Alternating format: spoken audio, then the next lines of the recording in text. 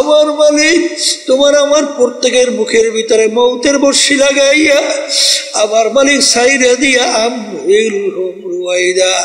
ঢিল দেয়। যেদিন হায়াতের বেড়া পার করবি আমার আজরাইল যখন তোর বাড়ির দরজায় সিটি বাজাইয়া বলবে, যত ডাক্তার কবিরাজ তোকে চেষ্টা করুক না কেন, যত ইঞ্জেকশন স্যালাইন পুশ করুক না কেন, রাখতে কিন্তু আর পারবে না। এ নাফরমান এখন দুনিয়ার দিকে তাকাইয়া দেখ, এখন তোর অবস্থান কি? সাদা 3টা কাপড় দিয়া তোকে প্যাঁচ দিবে, মাথার ভিতরে মাজার ভিতরে পায়ের ভিতরে বাঁধ দিবে। এখন কোথায় তোমার পীরগিরি, কোথায় তোমার মেম্বার চেয়ারম্যানগিরি, কোথায় তোমার এমপিগিরি, কোথায় তোমার মুফতিগিরি, কোথায় তোমার মুহাদ্দিসগিরি, কোথায় তোমার টাকার গরম, কোথায় তোমার ক্ষমতার গরম, কোথায় তোমার শিক্ষার গরম, কোথায় তোমার অট্টালিকার বাহাদুরি, কোথায় তোমার কি? এখন তাকাইয়া দেখো মাথার বান্দা, বুঝা গেল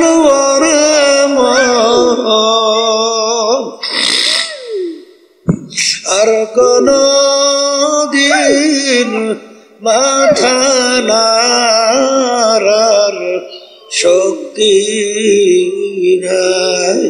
বাজার বান্দা বুঝা গেল আর কোন দিন উঠে বসার শক্তি নাই। পায়ের বান্দা বুঝা গেল আর কোন দিন হেঁটে চলার শক্তি নাই। এ আমার বড় লোক বাবারা, ক্ষমতা সম্পূর্ণ আমার বাবারা, আরে তোমার কোমরের তাগার চাবি কাইটে নিয়ে যায়, আরে বড়ই পাতাই না গরম পানি করে, কেউ দৌড়ায় বাস যারে বাস কাটে, খুন্তা কুতাল নিয়ে তোমার জন্য কবর খোদে, কান্দের ভিতরে উঠাইয়া কবরের ভিতরে রাইখা ছাউনি দিয়া যার যার বাড়িতে বাতি জ্বালায়, তোমার কবরের খবর কে রাখবে? তখন নাফরমান দিক বিদিক হারাইয়া আমার মালিককে ডাকবে। আমার মালিক বলবে, নেমো খারাপ, দুনিয়ার ভিতরে তোকে স্বাধীনতা দান করছিলাম, আমার সমস্ত নেয়ামত ভোগ করে তুই বাইচা ছিলি, আমার দেওয়া ব্রেন দিয়ে তুই পড়াশোনা করলি, তারপর তুই বিভিন্ন কায়দা অফিসার হইলি, ব্যবসা বাণিজ্য কইরা টাকা পয়সা সম্পদ মালিক হইলি, অনেক কিছু চেয়ারম্যান মেম্বার গিরি করলি, এমপি গিরি করলি, সভাপতি সেক্রেটারি গিরি করলি, অনেক কিছু করলি। আমি যদি তোর মাথার ব্রেনকে বিগড়াইয়া প্রতিবন্ধী বানাইতাম, তখন তোর কোনো মূল্য দুনিয়া ছিল না। এই নেয়ামত ছিল আমার দেওয়া। চক্ষু দিয়া দেখো, আর কত অন্ধ মানুষ, দুনিয়াটা কোনো মূল্য নাই। আরে বোবা, আর দুনিয়ার কোনো মূল্য নাই।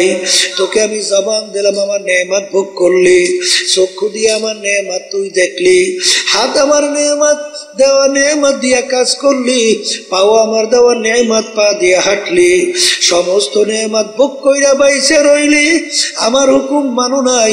দুনিয়া স্বাধীনতা পাইয়া যায় এরকম তুই আমাকে ভুইলা গেছিলি, এইভাবে তোকে আমি ভুইলা গেলাম। 100 বছর আমাকে ডাকবে, আর তোর ডাকে আমি সারা দিব। চোখে পানি আসতে হইলে জমিন নরম না থাকলে সেখানে ফসল হয়? হ্যাঁ, রাগ্য জমিনে ছিলেন, রাগ্য জমিন, রাগ্য জমিনে বীজ লাগাইলে বীজ হয়, কোনো গাছ হয় না, হয় না। তাইলে আপনার দেল নামক জমিনটাকে নরম করতে হবে। এই দেল নামক জমি শক্ত হয়েছে কিতে? কলে গুনার কারণে। কি কারণে বলেন? কি কারণে? কির কারণে শক্ত হয়েছে? এখন এই গুনার ময়লা পরিষ্কার করবেন কিতে? আল্লাহ রাসূল সাল্লাল্লাহু আলাইহি ওয়াসাল্লাম লিকুল্লি শাইইন সাকালা ওয়া সাকালাতুল কুলুবি বিল্লাহ, আল্লাহর জিকিরের মাধ্যমে এই কলবের যে জং কালো দাগ পড়ছে, ময়লা হয়েছে, অপরিষ্কার হয়েছে, শক্ত হয়েছে, এইটা নরম করার জন্য, পরিষ্কার করার জন্য হাতিয়ার যন্ত্র হলো আল্লাহর জিকির। কথা ঠিক হবে? ঠিক। তাহলে আল্লাহর জিকির যখন করবে তখন দিল কি হবে? নরম হবে। নরম হলে চোখে আসতে করে কি আসে? তখন চোখে পানি লাগবে না? যখন লাগবে, তাইলে বোঝা গেল আল্লাহর জিকিরের মাধ্যমে দিল নরম হয়, চোখেও পানি আসে। ঠিক কিনা? এরপরে শোনে, আল্লাহর জিকির যখন বান্দাবান্দি করে তখন তার কাছে ওই আয়াতে স্মরণ আসে, আল্লাহ রাব্বুল আলামিন যে কিয়ামতের ময়দানে ঘোষণা করবেন, লিমানিল মুলকুল ইয়াউম লিল্লাহিল ওয়াহিদিল কাহ্হার। হে ফিরআউনের দলেরা, হে নমরুদের দলেরা, হে সাদ্দাদের দলেরা, হে নাফরমানের দলেরা, আজকে এই দিনের বাদশা আমি আল্লাহ। আজকে পারলে আমার রাজত্বর ভিতর থেকে তোরা পারলে ভাই গাজা। কথা ঠিক আছে? হারিয়া সেফাত, কোন সেফাত? হারিয়া সেফাত দিয়ে যখন ডাক দেবেন তখন নবীরা পর্যন্ত ভয়তে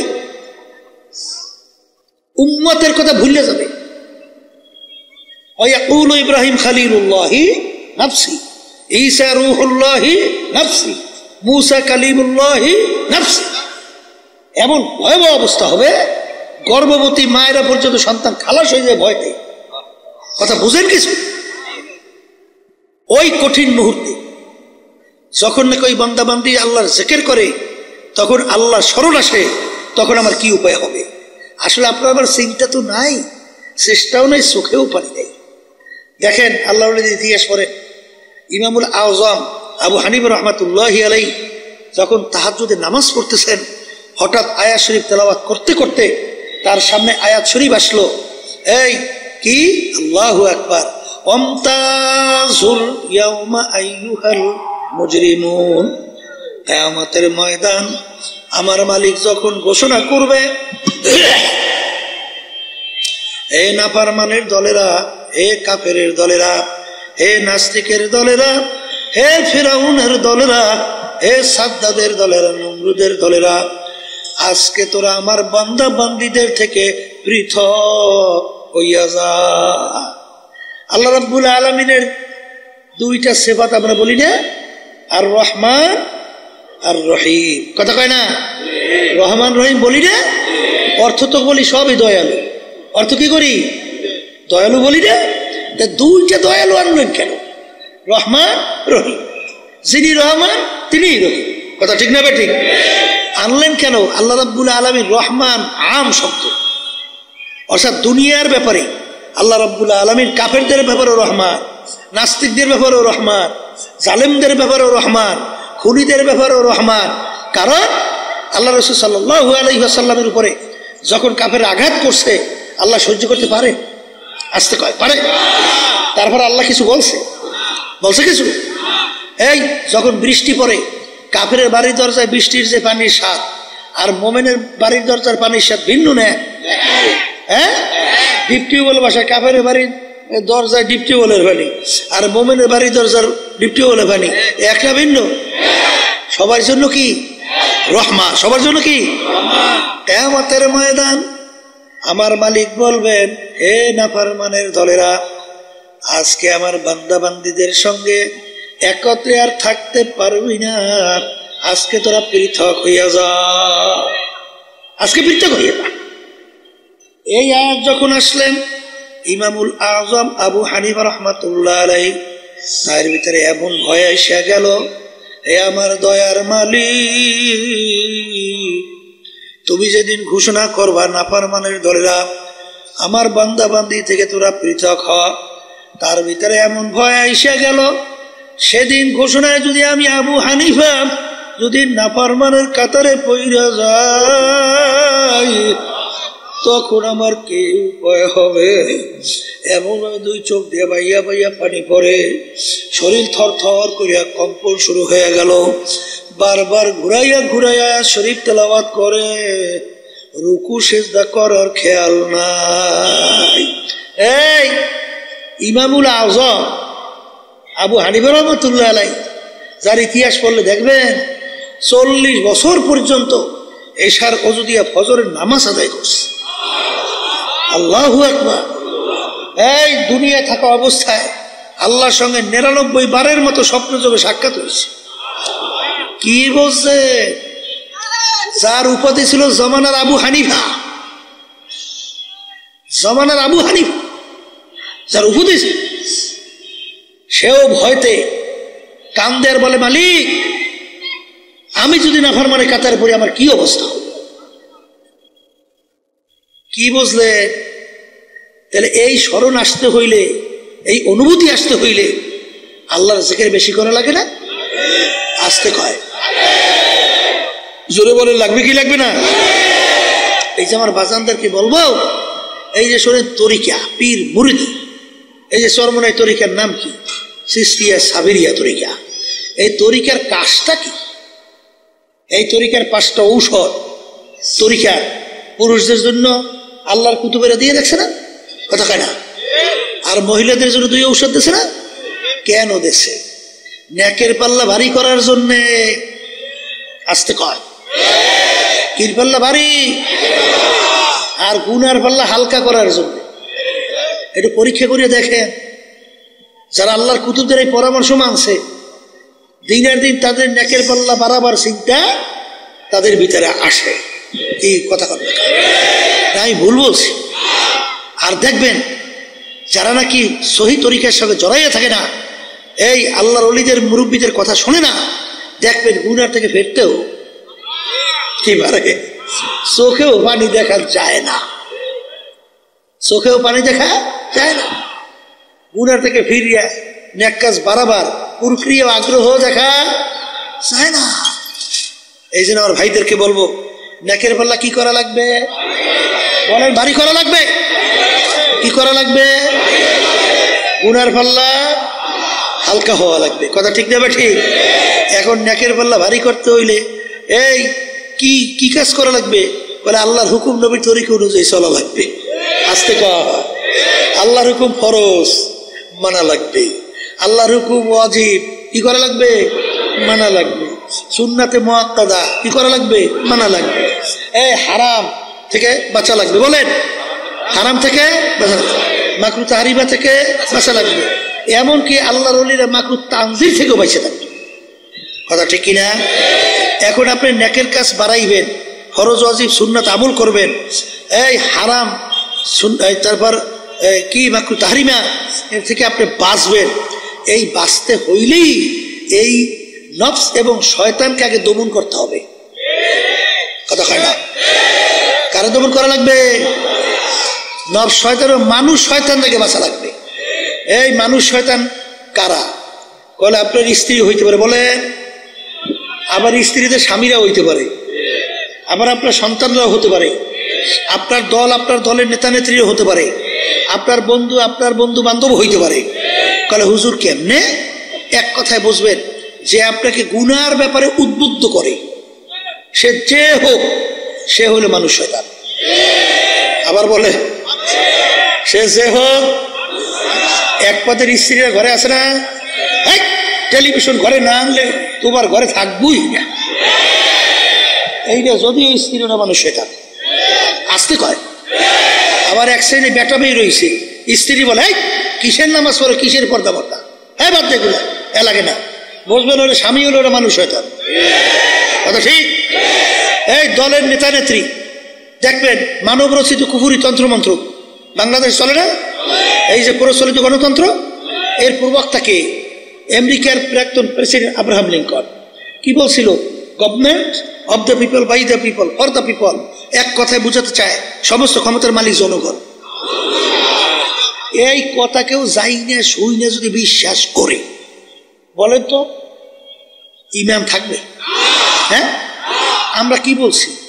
বাইদা আল্লাহ, ফরদা আল্লাহ, অবদা আল্লাহ, সমস্ত ক্ষমতার মালিক একমাত্র আমার আল্লাহ। কি কথা বলে না? এখন দেখবেন দলের নেতা নেত্রী, এই যেই দল, অনেকে আমার বাজানরা, পর্দালে মা বোনরা এই জড়াইয়া রইছে, তারা তো বলে এই প্রচলিত সমস্ত ক্ষমতার মালিক জনগণ, এইটা বাস্তবায়নের জন্য চেষ্টা করি, এইটা তুমি সহযোগিতা করো। তখন বুঝবেন তোমাকে যদি এই হুকুম করে, ও যে হোক ও মানুষ শয়তান। কথা কয় না, ও কি শয়তান? হ্যাঁ, ও মানুষ শয়তান। এক কথায় যে গুনার ব্যাপারে কি করে, উদ্বুদ্ধ করে, কি করে, সে যে হোক কি মানুষ শয়তান। কিন্তু আল্লাহর জিকিরে যায় না, নামাজে যায় না, এই তাসবিহ নিয়ে জিকির করলে, দান সদকা করলে যায় না। মানুষ শয়তান থেকে বাঁচার জন্যে সবচেয়ে বড় উপায় হলো সাদিকিন বান্দাদের সঙ্গে হইয়া যাওয়া লাগবে। কাদের সঙ্গী? আবার বলেন, এই সাদিকিন বান্দাদের যখন সঙ্গী হবে তখন কি হবে? সোহবতে সালেহ তোরা সালেহ কুনাদ, সোহবতে তালেহ তোরা তালেহ কুনাদ, সোহবতে তালেহ তোরা তালেহ কুনাদ, সোহবতে সালেহ তোরা সালেহ কুনাদ, সোহবতে তালেহ তোরা তালেহ কুনাদ। এক জামানা সোহবতে বা আউলিয়া বেহতর আসদ সাল তাআত বেরিয়া গেলে খুশবু এদার হাম্মামে রোজে রসিদাস্তে মাহবুবে বাদস্তা। বাজান, একটা মাটির চাকার থেকে গোলাপ ফুলের ঘেরান আসে। এ মাটির চাকা, তুমি কোনো মেশক আম্বার না কোনো গোলাপ ফুল না কোন সুগন্ধি তুমি পরিচয় দাও। গোলাপ ফুল মাটির চাকা উত্তর দেয়, আমি কোনো গোলাপ ফুল, কোনো মেশক আম্বার, কোনো অন্য কোনো ঘেরান কিছুই না, আমি নিছক একটা মাটির চাকাই। তোমার থেকে এত সুন্দর ঘেরান কেন আসে? আমার সঙ্গে একটা গোলাপ ফুল পুইটা লাইগা মিশেছিল। ওই ফুলের ঘ্রাণ ঢুকতে ঢুকতে এখন আমি সাধারণ মাটির চাকা নাই, আমি একটা গোলাপ ফুলে পরিণত হয়ে গেছি। এ আল্লাহর বান্দারা, তোমরা সাদিকিন বান্দাদের সঙ্গী হও। তাইলে বোঝা গেল বাজান, সাদিকিন বান্দাদের সঙ্গী হইলে আল্লাহর ফজল ও করমে মানুষ শয়তানের ধোঁকার থেকে বাঁচা যাবে। কথা কয় না? এই দরকার আছে না নাই? এ কবরের যাত্রীরা, হে পর্দার আড়ালের মা বোনেরা, বাজান তোমাদের সঙ্গে আমাদের কোনো ঝগড়া নাই, কোনো মারামারি কাটাকাটি কিচ্ছুই নাই। বাজান, তোমার কবরে তুমি যাবা, আমার কবরে আমি যাব। তোমার কবরের প্রশ্নের উত্তর তুমি দিবা, আমার কবরের প্রশ্নের উত্তর আমি দেব। কারণ বাজান, আল্লাহর রাসূল সাল্লাল্লাহু আলাইহি ওয়াসাল্লাম দুনিয়ায় থাকা অবস্থায় তার কলিজার টুকরা সন্তান ফাতেমা রাদিয়াল্লাহু তাআলা আনহা তাকে ইঙ্গিত করে বলছিলেন, ইয়া ফাতেমা তু আনকিজি নাফসাকি মিনান নার। হে ফাতেমা রে, দুনিয়ায় থাকা অবস্থায় নিজে আমল করো, জাহান্নামের আগুন থেকে বাঁচো। ও ফাতেমা, এরপরে অন্ধকার কবরে যাইয়া শো। ফাতেমা যদি কবরে পরিচয় দাও, আমি আখিরি জামানার নবীর মেয়ে।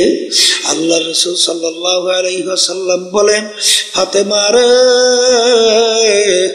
এই পরিচয় কবরে কোনো কাজ হবে না।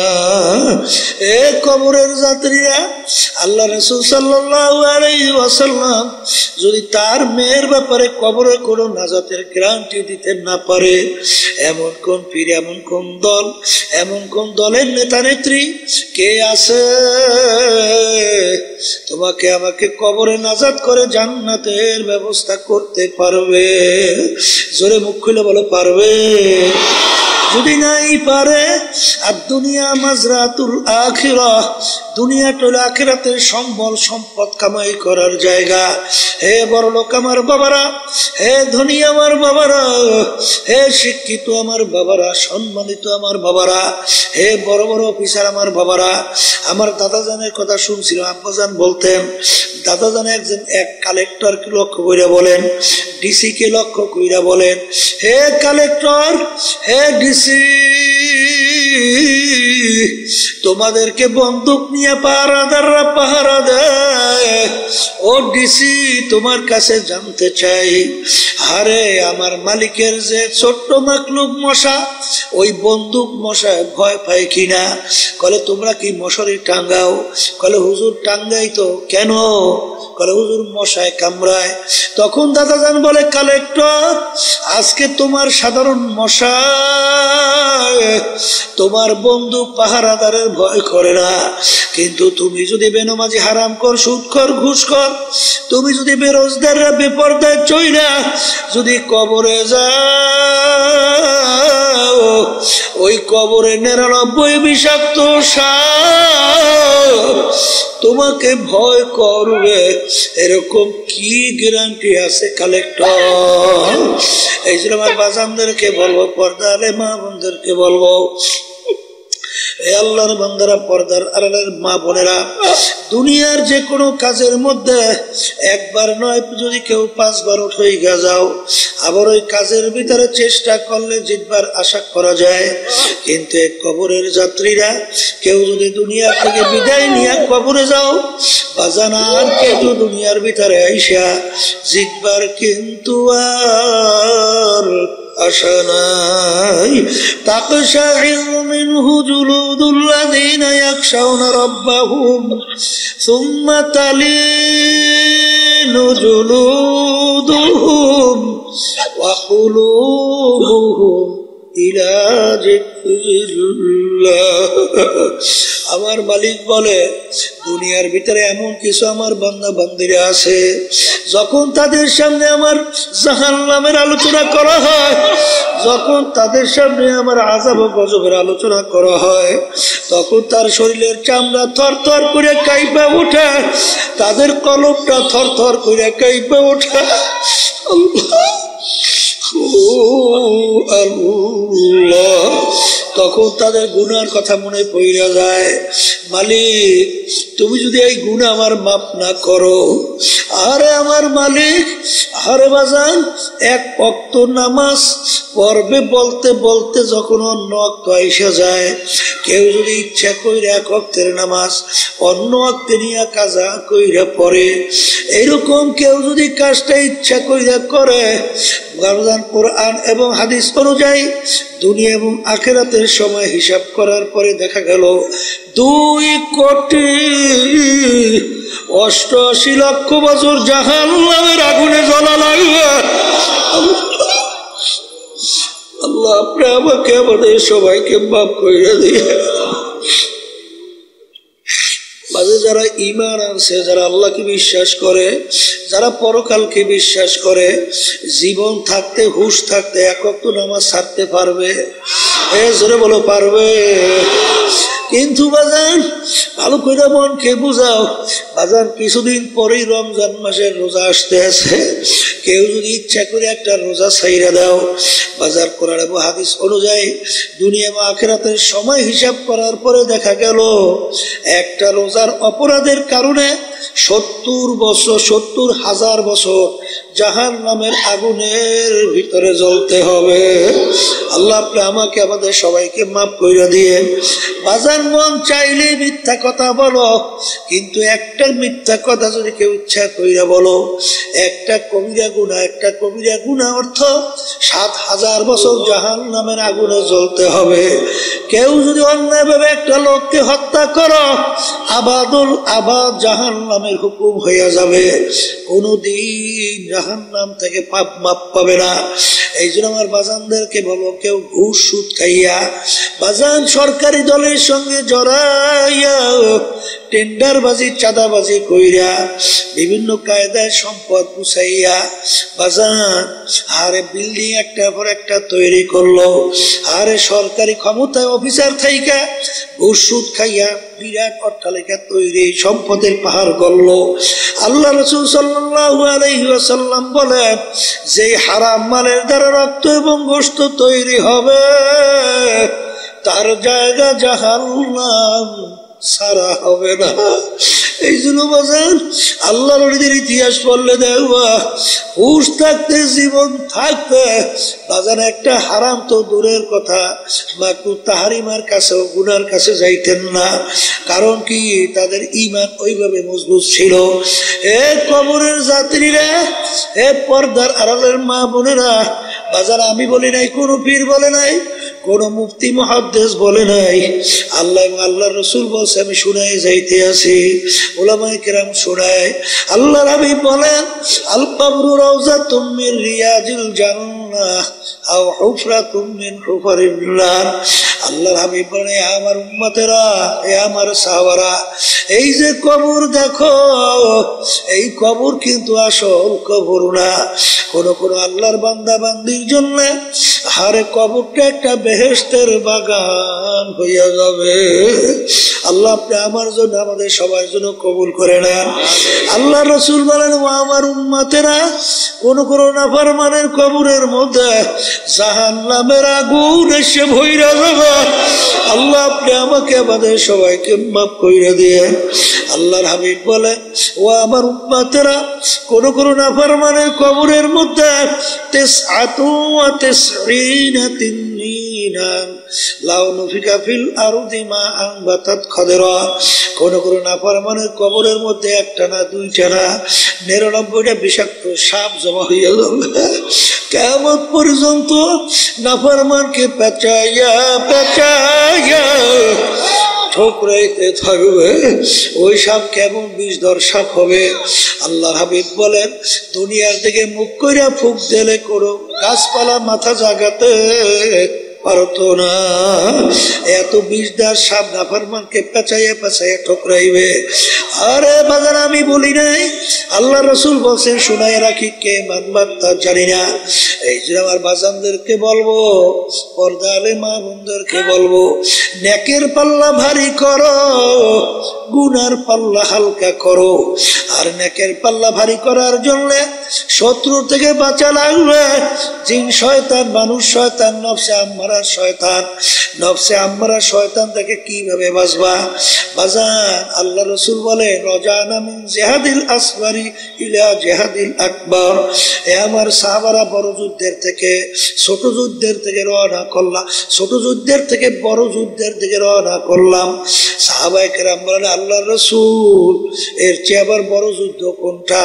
আল্লাহ রাসূল সাল্লাল্লাহু আলাইহি ওয়াসাল্লাম বলে, নফস আম্মারার সঙ্গে জিহাদ করা এর চেয়ে বড় যুদ্ধ।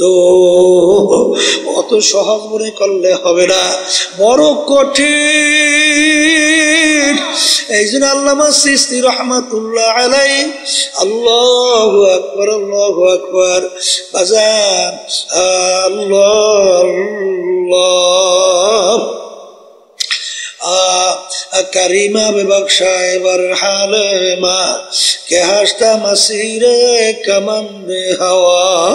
ए আমার মালিক, আরে 40 বছর বয়স হয়ে গেল, তারপরেও তিনি মাওলার মালিকের কাছে দোয়া করে, 40 সালে উমরে আজিজাত গুজাশত মেজাজে তু আজ হালে তফলি নাগাশ। এ আমার দয়ার মালিক, বয়স তো 40 হয়ে গেল, কিন্তু এখন পর্যন্ত সেই ছোট বাচ্চাদের তবিয়ত এখন পর্যন্ত দূর হয় না।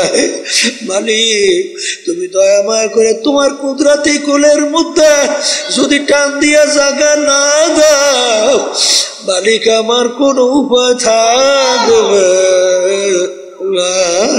এই জন্য আমার ভাইদেরকে বলবো, পর্দারে মা বোনদেরকে বলবো, বাজার আজকে চক্ষু খোলা দুনিয়া, স্বাধীনতা পাইছেন বাজার, স্বাধীনতার মধ্যে যা মনে করে তা করবা, আমার মালিক কিন্তু কিছু বলবেন না।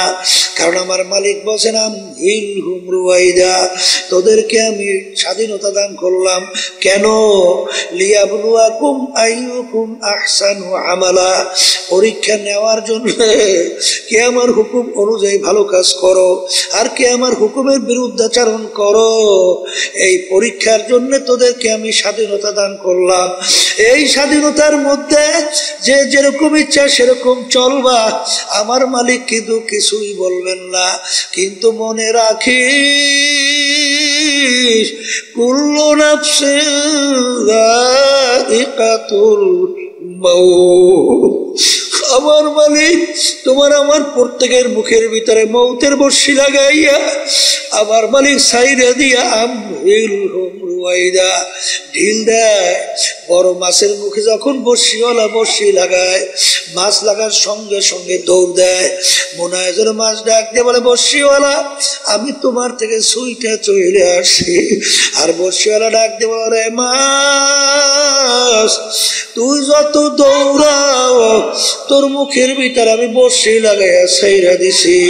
তামাম পুষ্করি পানির ভিতরে ঘুরতে ঘুরতে ঘুরতে ঘুরতে যখন হায়াতের যখন তুই দুর্বল হইয়া যাবি, যখন পানির উপরে পেটটা ভাসাইয়া দিবি, আস্তের উপরে তোকে আমি ধৈর্য নিয়ে আসবো, আর থাকতে পারবি না। ঠিক বাজার আজকে খোলা দুনিয়ায়, স্বাধীনতার দুনিয়ায়, আজকে টাকার গরমে, ক্ষমতার গরমে, শিক্ষার গরমে, আল্লাহু আকবার সম্মানের গরমে, দলের নেতা নেত্রীর গরমে ধরাকে সরাগে যারা মনে করো না, আমার মালিক বলেন কুল্লু নাফসিন যায়িকাতুল মাউত, তোদের মুখের ভিতরে বর্ষি লাগাই আমি ঢিল দিয়ে দিলাম। যেদিন হায়াতের বেড়া পার করবি, আমার আজরাইল যখন তোর বাড়ির দরজায় সিটি বাজাইয়া বলবে